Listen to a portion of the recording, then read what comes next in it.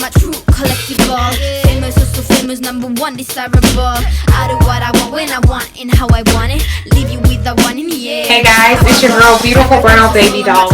Hey guys, many of you all know that I am a professor and also a psychologist, but you might not know how deeply entrenched into the student body I am. I actually advise several organizations, and aside from speaking at universities around the country and out of the country, I involve myself heavily with people right here in my house at my university. So I give lots of speeches, I have fun with the girls and the guys, and I enjoy giving back to the community. So here's just a little bit of what I do.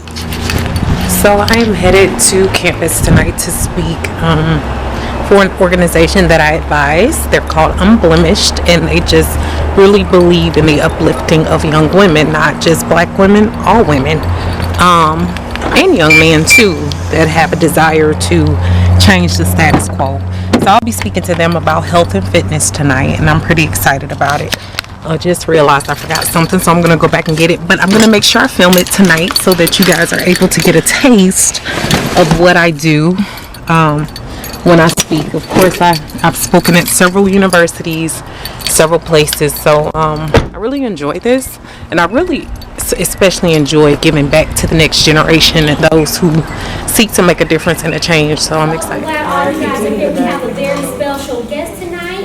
You might know her as Dr. Nina. She is an SFA psychology professor. She also has one of the top 10 natural hair blogs on YouTube. She has been featured in Every Essence and People magazine, and we are lucky to have her as our advisor. I would like to welcome Dr. Nina, better known as Beautiful Brown Baby Doll. Give her a round of applause.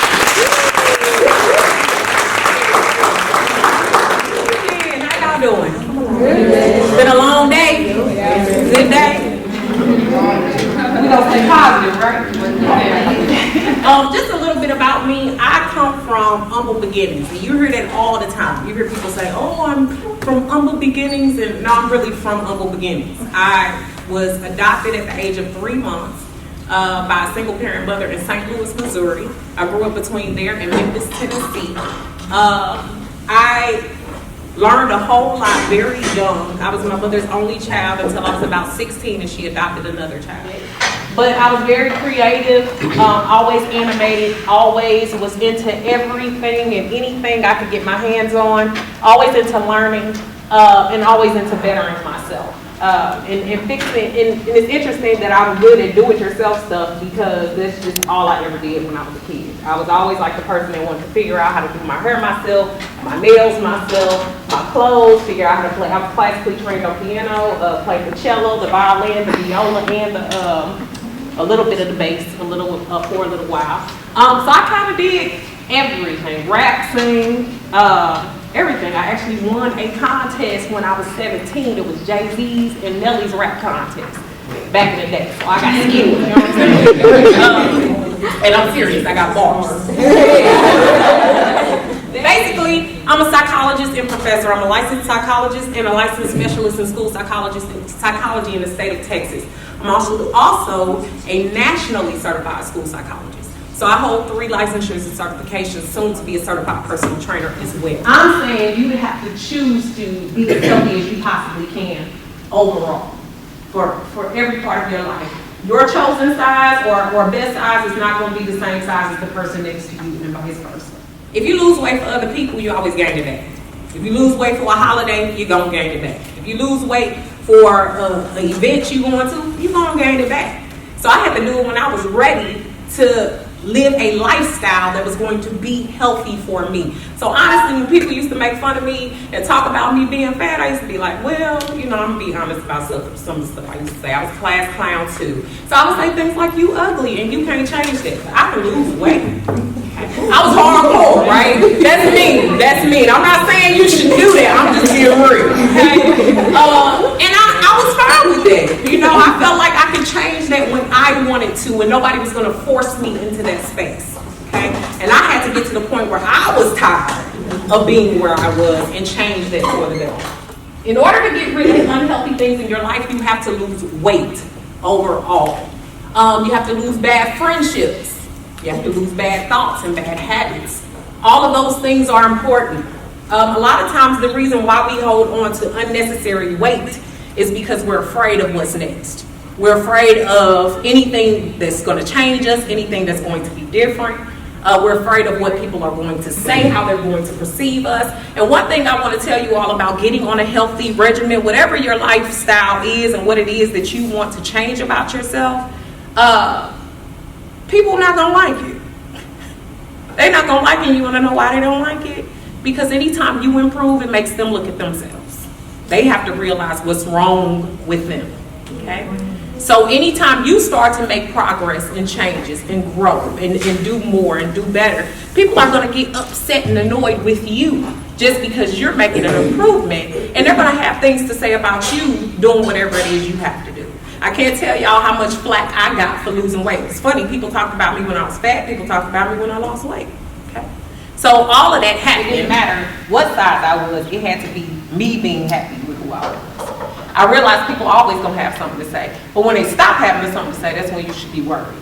Okay? What I realized is my weight loss and my changes made everybody watch me.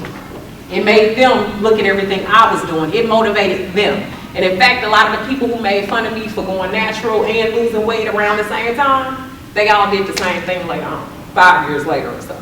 Okay? So a lot of times when you choose to make this decision, people are going to have a lot to say.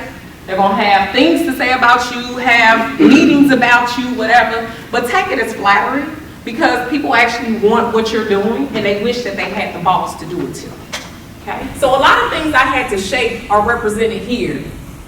So depression, ignorance, afraid of the future, adoption, low self-esteem, victim of circumstance, hardships, sadness, all of that. I think a lot of times we don't like to admit, and especially I can speak to you all as college students, we don't like to admit the problems that we're having or that we're going through. Depression is taboo. Talking about any issues that we have is taboo. Failing is taboo, but nobody wants to look like they're actually studying. So it never really makes sense, right?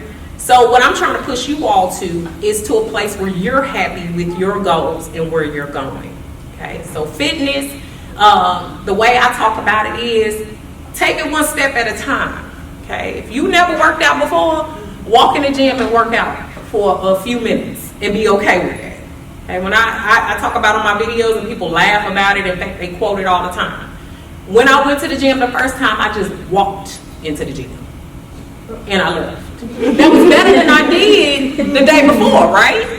I hadn't even walked in the gym before, so for me I was like, yes, I went to the gym today. I did, you know.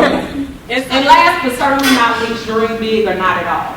If you don't see yourself where you want to go, then you'll never get there. And you can't let somebody else determine what that place is and what it is that you want to be. And don't let people determine how big your dreams should be. Just because their dreams are deferred and small, don't let that change your course. So thank you all for listening and being here.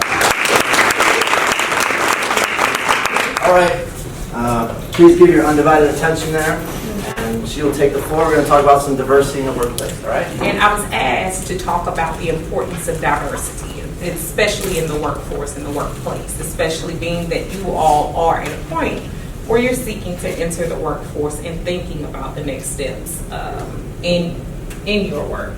Acknowledging, understanding, accepting, and valuing differences among people with respect to age, class, race, ethnicity, gender, and disabilities. So that's what it comes down to. And disabilities was one of the last things that was mentioned. Why is this important to you all entering the workforce? Getting different ideas from different types of people. True. Equal opportunity. Equal opportunity, very much so. The way that we look at different things.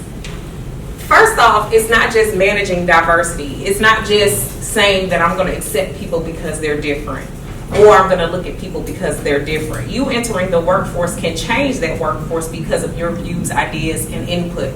Also, the way you treat people with which you work, the people you choose to hire one day, and the people who look up to you when it comes to coming into the workforce or coming into the workplace. And especially if you are a majority member and not a minority, you often don't have to think about it either, but it affects you as well. It's not going to be good in your workplace if you don't understand diversity or try to take it on before you enter the workforce. It's not going to benefit you to not listen to the views of others or try to, I won't say sympathize, but empathize with them in terms of trying to seek employment, trying to better the workforce or work field, whatever it is that you choose to go into. But negative attitudes and behaviors can be barriers to diversity because they can harm working relationships and damage the morale at work. I think of it in terms of where I came from. Okay, I'm a hood child from St. Louis, Missouri.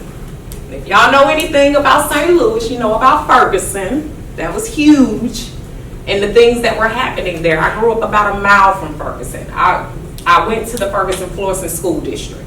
I also grew up part of my life in Memphis. So I'm a person that has a very diverse background in terms of not even being raised by my biological parents. I've been discriminated against. I have experienced what it's like for people to underestimate you.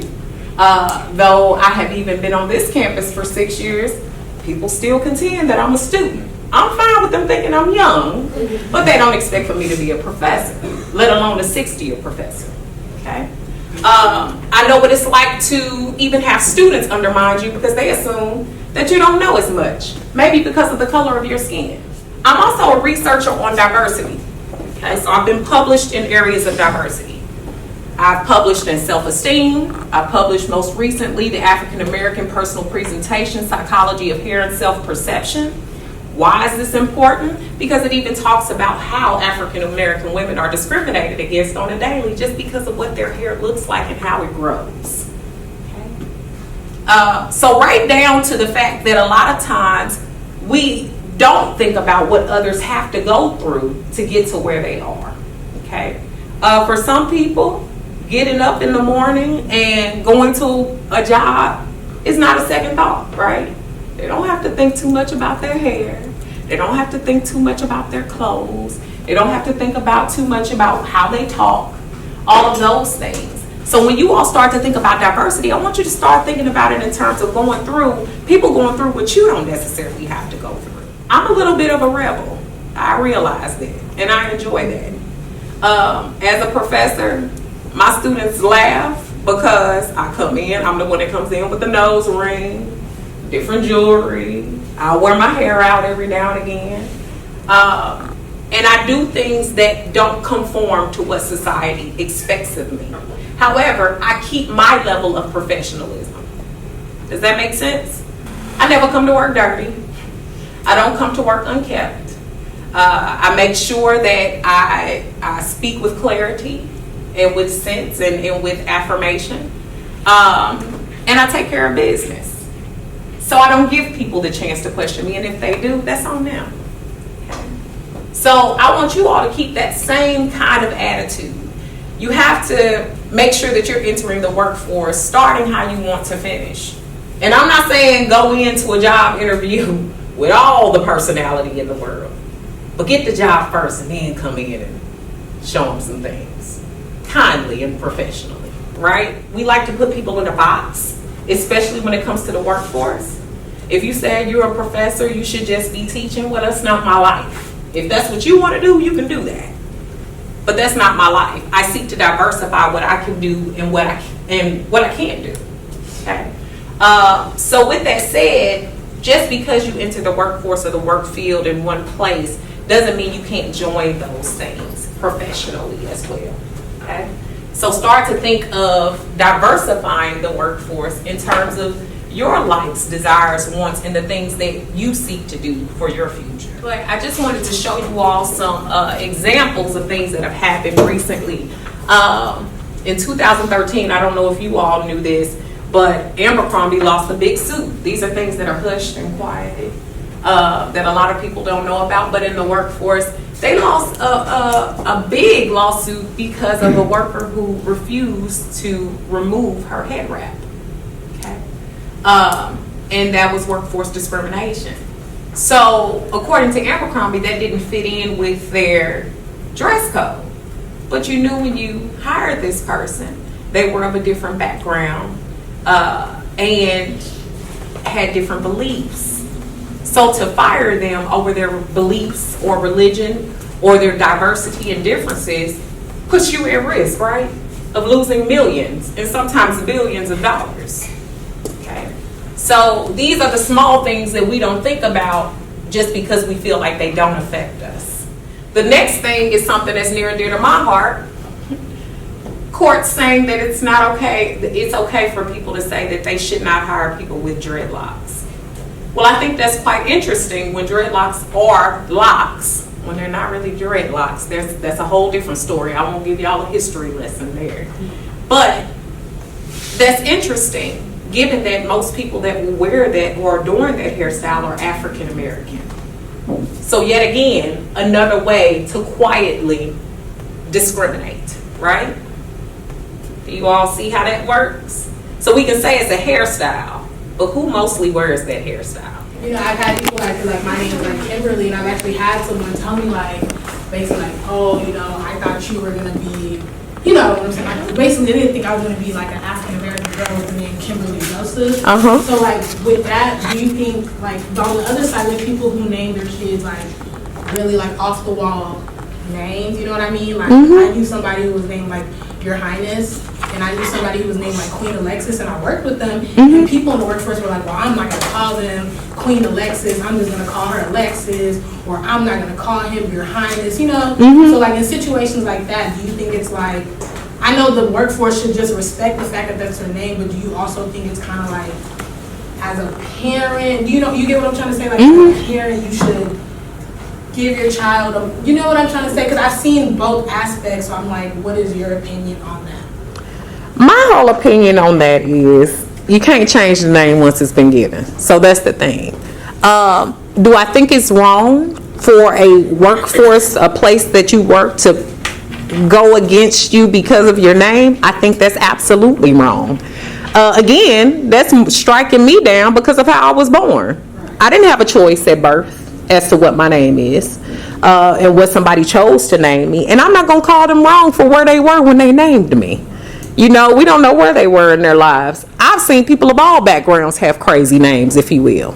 I don't think that's just a black thing. I don't think that's just the Indian thing. I don't think that's just a whatever. I think everybody does it. I think it gets blown out of proportion when people of different backgrounds do it. And so therefore, I'm not in support of, you know, not respecting a person by saying their whole name. You know, that's the same thing as me saying to you, I'm just going to call you Kim because I don't want to say Burley. I want to say, and I stop people from doing that. You know, I used to get, and this was my thing, people would say, see Nina, or they would see my curriculum vitae or my, you know, when I would come in for interviews, of course I would come in and they would be like, oh, okay, wow, okay, well. And I would get the question, is Nina short for something? No, my name is Nina. Okay, that's it. That's where it starts, that's where it ends. What was happening there was non-cultural sensitivity. They assumed, because they saw African American women, that was short for something. Obviously, it's Bunina, Renina, Abernina, whatever they thought it was, but it was Nina. So with that, I get real sensitive when it comes to the practice of discriminating against people because of their names. That's something they didn't have anything to do with. And I think you got to do the best with what you have if you do have a name like that. Do I suggest changing your name? No. I suggest, again, showing what you have by having the best in what you present first and not allowing people to be able to discriminate against you. Does that make sense? Question. As I'm a white female from I'm a middle class family, and there's been obviously a lot of injustices lately, and I obviously want to show my support for the black community, and I feel like I come up short a lot of times. What can I say? What can I post? And I don't say anything a lot of times. I feel like I am silent, and I don't want to be silent, but I feel like when I post something, it's flat. Just be you, okay? Another thing, though, is to be empathetic. A lot of times we're too sympathetic rather than empathetic, and a lot of people don't know the difference. Empathy is when you know I'm going through it, and all you can say is, that is really horrible that you're going through it. I've never experienced that. But I realize how hard that could be for you. A lot of times people don't like the sympathy because it makes me feel like you're giving me the pity card. You know, again, no one's sympathy is going to change the color of my skin. Nobody's sympathy is going to change the hardships that I endure. But if you're empathetic, I feel that you're being more transparent. You're being more real. If you feel a certain way about what's going on, I would say those things. But also acknowledge the fact that you don't understand it per se. You don't go through it, but you can empathize with that. And you can see how that can be hard. I say that because I've even had my own friends. We've had tiffs because of this. You know, where they get angry because of the things I post, or why do you feel this way? Or, and I don't say racially, you know, I'm very careful with my words, but I do talk about the injustices I encounter. And because they are of white backgrounds, they assume that I'm only talking to them. Now you're being too sensitive. There are people who look like you that treat me badly. I'm not saying you treat me badly. So stop being so sensitive to that. And I think the thing about that is it's not considered how I have to endure every day. One thing that I say can make you so angry, but I'm the one who walks around black. Does that make sense? Yeah. So you get angry because I express how I'm feeling. You're sitting through one post from me. I'm sitting through being black 24/7. I would just say, just keep it empathetic. Be transparent. Say, this is how I'm feeling about this. And I hate it, but I feel this way about it. All right. Thank you, guys. And thank you for having me. Oh, thank you for coming.